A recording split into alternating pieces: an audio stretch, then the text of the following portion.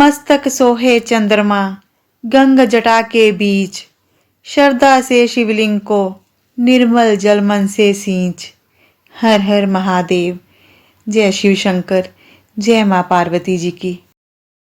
फाल्गुन माह में शिव जी की पूजा का विशेष फल मिलता है, इसलिए हमने शिव पुराण की कथा शुरू की है। शिव पुराण की कथा के हमने पहले 8 अध्याय संपूर्ण कर लिए हैं। अब हम अध्याय 9वां और 10वां करेंगे। जिन्होंने पहले वाले अध्याय श्रवण नहीं किए वो हमारे चैनल में जाएं, उनको वहां पर सारी वीडियो मिल जाएंगी। हर हर महादेव, हर हर महादेव। शिव पुराण की कथा शुरू करने से पहले आइए हम आपको एक छोटी सी कहानी बता देते हैं। प्रेम पूर्वक श्रवण कीजिए। एक दिन एक सेठ जी को अपनी संपत्ति के मूल्य निर्धारण की इच्छा हुई। लेखाधिकारी को तुरंत बुलवाया गया। सेठ जी ने आदेश दिया, मेरी संपूर्ण संपत्ति का मूल्य निर्धारण कर ब्यौरा दीजिए। यह कार्य अधिकतम 1 सप्ताह में हो जाना चाहिए। ठीक 1 सप्ताह बाद लेखाधिकारी ब्यौरा लेकर सेठ जी की सेवा में उपस्थित हो गया। सेठ जी ने पूछा, कुल कितनी संपदा है? लेखाधिकारी बोला, सेठ जी, मोटे तौर पर कहूं तो आपकी 7 पीढ़ी बिना कुछ किए आनंद से रह सकती है। इतनी संपदा है आपकी। लेखाधिकारी के जाने के बाद सेठ जी चिंता में डूब गए। तो क्या मेरी 8वीं पीढ़ी भूखों मरेगी? वह रात दिन चिंता में रहने लगे, तनावग्रस्त रहने लगे। उनका सुख, चैन, नींद, भूख सब भाग चुकी थी। कुछ ही दिनों में कृषकाय हो गए। सेठानी जी द्वारा बार बार तनाव का कारण पूछने पर भी कोई जवाब नहीं देते। सेठानी जी से सेठ जी की ये हालत देखी नहीं जा रही थी।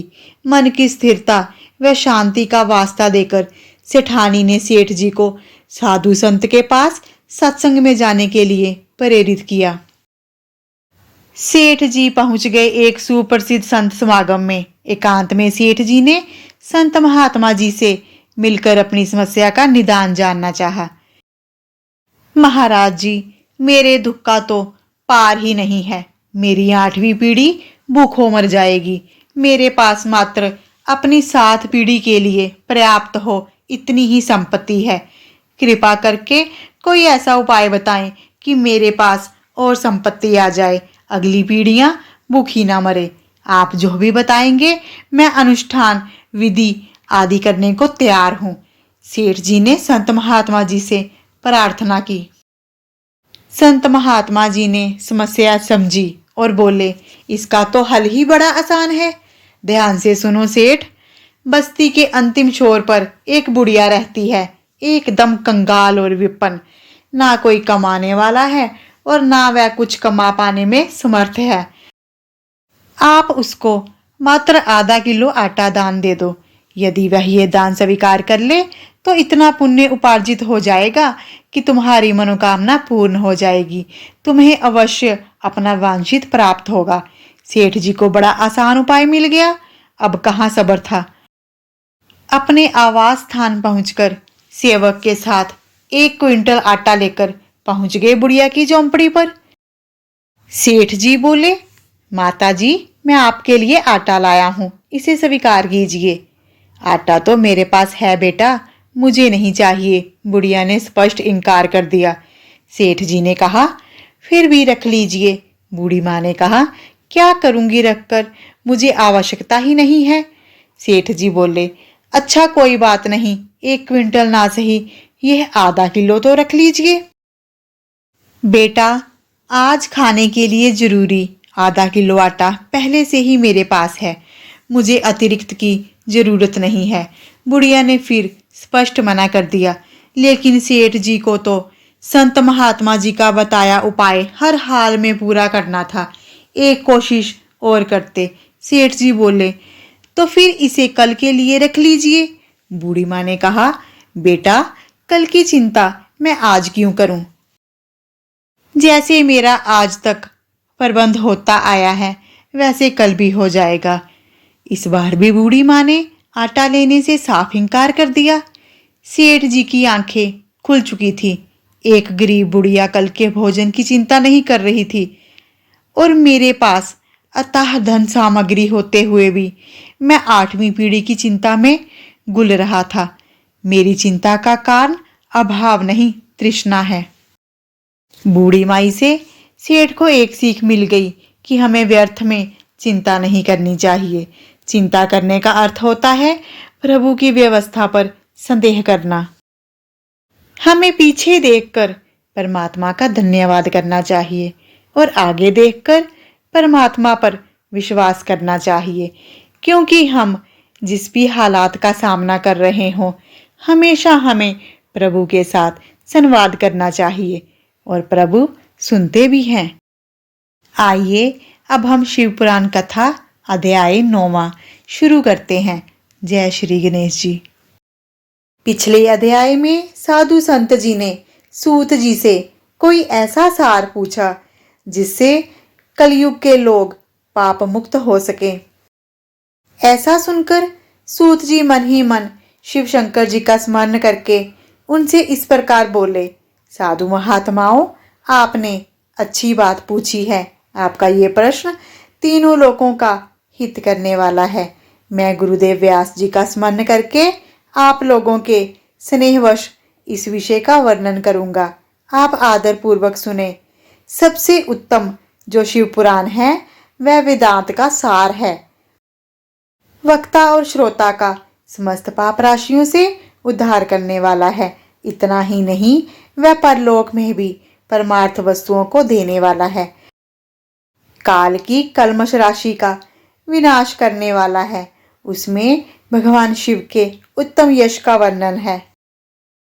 ब्राह्मणों, धर्म, अर्थ, काम और मोक्ष, इन चारों पुरुषार्थों को देने वाला वह पुराण सदा ही अपने प्रभाव की दृष्टि से वृद्धि या विस्तार को प्राप्त हो रहा है।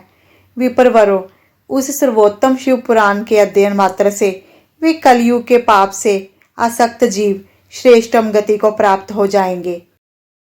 कलयुग के महान उत्पाद तब तक जगत में निर्भय होकर विचरेंगे जब तक यहाँ शिव पुराण का उदय नहीं होगा। इसे वेद के तुल्य माना गया है। इस वेद कल्प पुराण का सबसे पहले भगवान शिव ने ही प्रणयन किया था। विंध्यवेश्वर संहिता, रुद्र संहिता, विनायक संहिता, उमा संहिता, मात्र संहिता, एकादश रुद्र संहिता, कैलाश संहिता, शतरुद्र संहिता, कोटि रुद्र संहिता, सहस्त्र कोटि रुद्र संहिता, वायव्य संहिता और धर्म संहिता, इस प्रकार इस पुराण के 12 वेद या खंड हैं। ये 12 संहिताएं अत्यंत पुण्यमयी मानी गई हैं। ब्राह्मणों, अब मैं उनके श्लोकों की संख्या बता रहा हूँ। आप लोग वह सब आदरपूर्वक सुने। विद्वेश्वर संहिता में 10,000 श्लोक हैं। रुद्र संहिता, विनायक संहिता, उमा संहिता और मात्र संहिता, इनमें से हर में 8-8 हजार श्लोक हैं। ब्राह्मणों, एकादश रुद्र संहिता में 13,000, कैलाश संहिता में 6,000, शतरुद्र संहिता में 3,000 और कोटि रुद्र संहिता में 9,000, सहस्त्र कोटि रुद्र संहिता में 11,000, वायव्य संहिता में 4,000 और धर्म संहिता में 12,000 श्लोक हैं। इस प्रकार मूल शिव पुराण की श्लोकों की संख्या 1 लाख है, परंतु व्यास जी ने उसे 24,000 श्लोकों में संक्षिप्त कर दिया है। पुराणों की क्रम संख्या के विचार से इस शिव पुराण का स्थान चौथा है। इसमें 7 संहिताएं हैं। पूर्व काल में भगवान शिव ने श्लोक संख्या की दृष्टि से 100 करोड़ श्लोकों का एक ही पुराण ग्रंथ ग्रथित किया था। सृष्टि के आदि में निर्मित हुआ वह पुराण साहित्य अत्यंत विस्तृत था।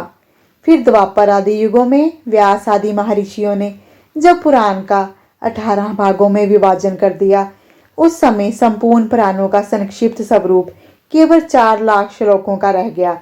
उस समय उन्होंने शिव पुराण का 24,000 श्लोकों में प्रतिपादन किया। यही इसके श्लोकों की संख्या है। यह वेद तुल्य पुराण 7 संहिताओं में बटा हुआ है।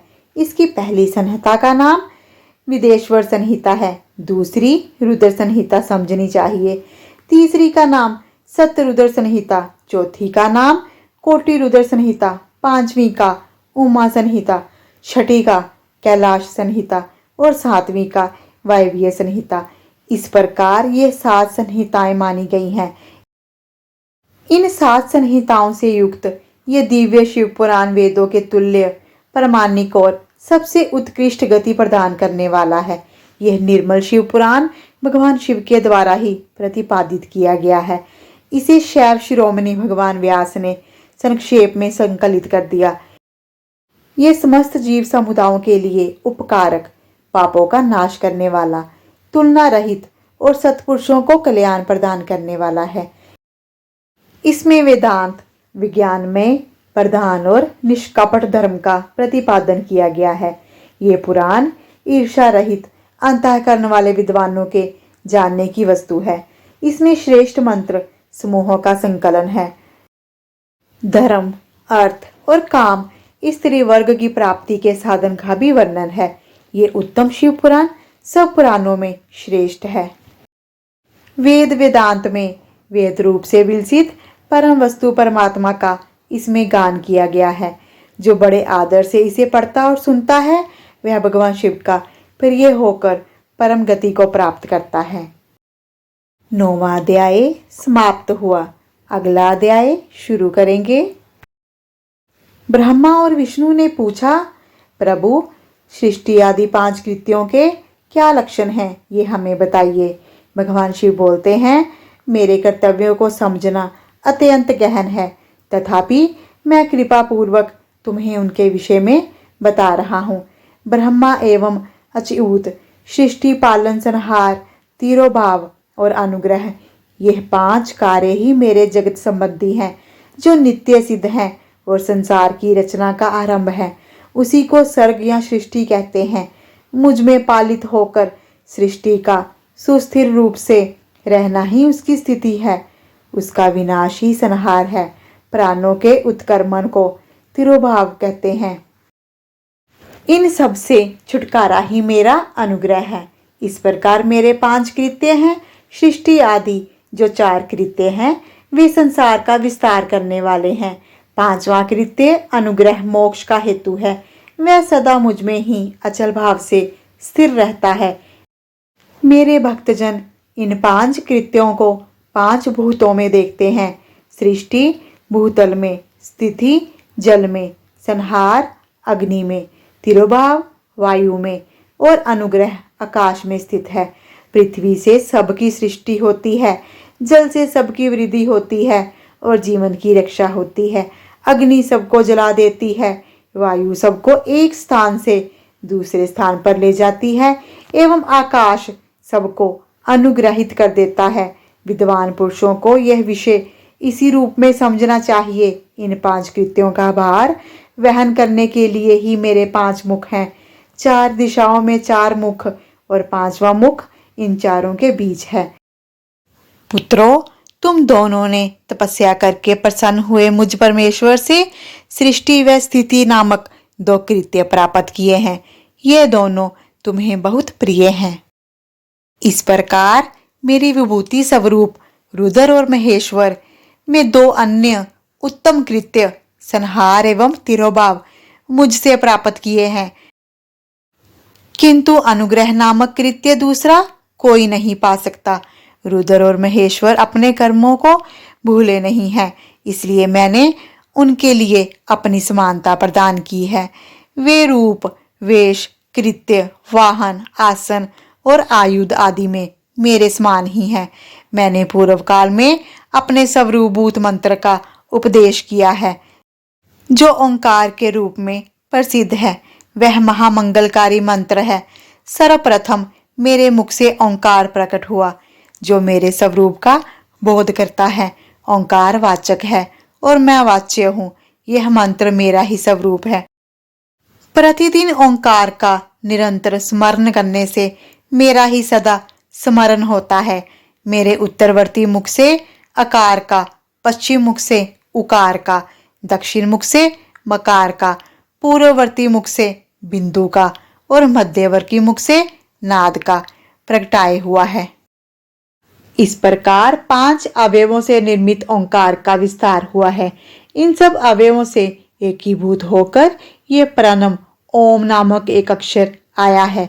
ये नाम रूपात्मक सारा जगत एवं वेद, उत्पन्न स्त्री पुरुष वर्ग रूप दोनों कुल इस प्रणव मंत्र में व्याप्त हैं। यह मंत्र शिव एवं शक्ति का बोधक है। इसी से पंचाक्षर मंत्र की उत्पत्ति हुई है, जो मेरे सकल रूप का बोधक है। वह आकार आदि क्रम से और मकार आदि क्रम से क्रमशः प्रकाश में आया है। ओम नमः शिवाय यह पंचाक्षर मंत्र है। इस पंचाक्षर मंत्र से मातृका के वर्ण प्रकट हुए हैं, जो 5 भेद वाले हैं। अ, ई, उ, री, ली ये 5 मूलभूत स्वर हैं और व्यंजन भी 5-5 वर्णों से युक्त 5 वर्ग वाले हैं।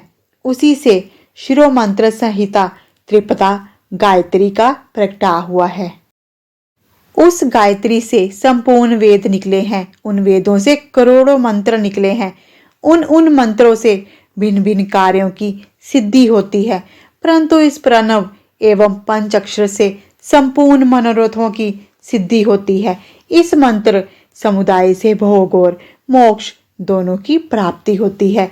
मेरे सकल स्वरूप से संबंध रखने वाले सब मंत्रराज साक्षात भोग प्रदान करने वाले और मोक्ष प्रद हैं। नंदीकेश्वर कहते हैं, तदंतर जगदम्बा पार्वती जी के साथ बैठे हुए गुरुवर महादेव जी ने उत्तरानिमुख बैठे हुए ब्रह्मा और विष्णु को पर्दा करने वाले वस्त्र से आच्छादित करके उनके मस्तक पर अपना कर कमल रखकर धीरे धीरे उच्चारण करके उन्हें उत्तम मंत्र का उपदेश दिया। मंत्र तंत्र में बताई हुई विधि के पालन पूर्वक 3 बार मंत्र का उच्चारण करके भगवान शिव ने उन दोनों शिष्यों को मंत्र की दीक्षा प्रदान की।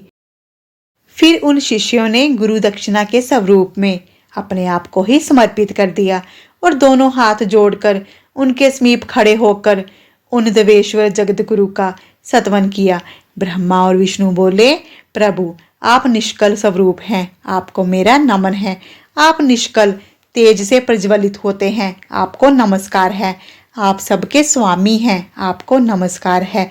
आप सर्वात्मा हैं, आपको नमस्कार है। अथवा सकल स्वरूप आप महेश्वर को नमस्कार है।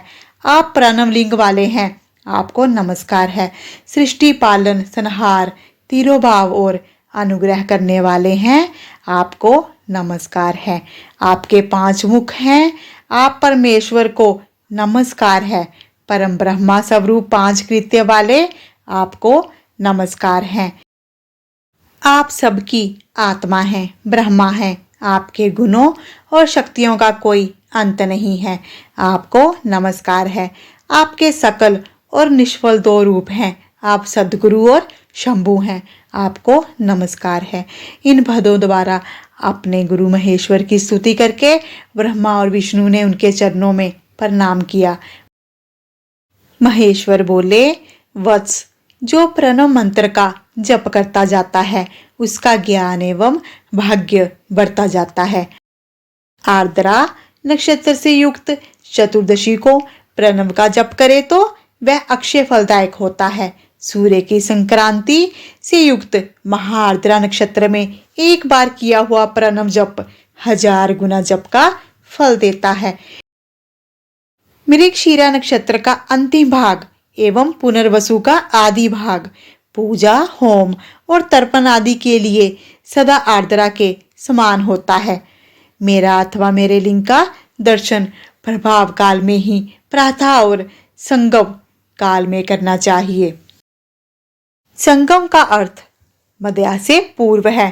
मेरे दर्शन पूजन के लिए चतुर्दशी तिथि निशित व्यापनी अथवा प्रदोष व्यापनी लेनी चाहिए, क्योंकि पर्वतीनी तिथि से संयुक्त चतुर्दशी की ही प्रशंसा की जाती है। पूजा करने वालों के लिए मेरी मूर्ति और लिंग दोनों ही एक समान है। फिर भी मूर्ति की अपेक्षा लिंग का स्थान अधिक ऊंचा है, इसलिए पुरुषों को चाहिए कि वे मेरी मूर्ति से भी श्रेष्ठ लिंग का ही पूजन करें। लिंग का ओंकार मंत्रों से और वेद का पंचाक्षर मंत्र से पूजन करना चाहिए। शिवलिंग की सव्य ही अथवा दूसरे से भी स्थापना करवाकर उत्तम द्रव्यमय उपचारों से पूजा करनी चाहिए। इससे मेरा पद सुलभ होता है। इस प्रकार उन दोनों शिष्यों को उपदेश देकर भगवान शिव वहीं से अंतर्ध्यान हो गए। शिव पुराण कथा अध्याय 10वां समाप्त हुआ। हर हर महादेव, हर हर महादेव। शिवजी महाराज इस कथा को कहने वाले और श्रवण करने वाले सबका कल्याण करें। हर हर महादेव, हर हर महादेव। फाल्गुन माह में शिव पूजा के साथ कृष्ण जी की पूजा का भी विशेष महत्व है, विशेष फल प्राप्त होता है। इसलिए हम शिव पुराण की कथा की समाप्ति के बाद कृष्ण जी की पूजा अर्चना करेंगे। इसके लिए आप हमारे चैनल दिव्य शक्ति को सब्सक्राइब कर लीजिए और बन जाइए हमारे इस दिव्य सफर में हम सफर। वीडियो अच्छी लगती हो तो शेयर और लाइक अवश्य करें, इससे हमें प्रेरणा मिलती है। और कमेंट बॉक्स में हर हर महादेव अवश्य लिखें। मिलते हैं अगली वीडियो के साथ। तब तक के लिए अपना ध्यान रखें, खुश रहें, सुखी रहें। हर हर महादेव, हर हर महादेव।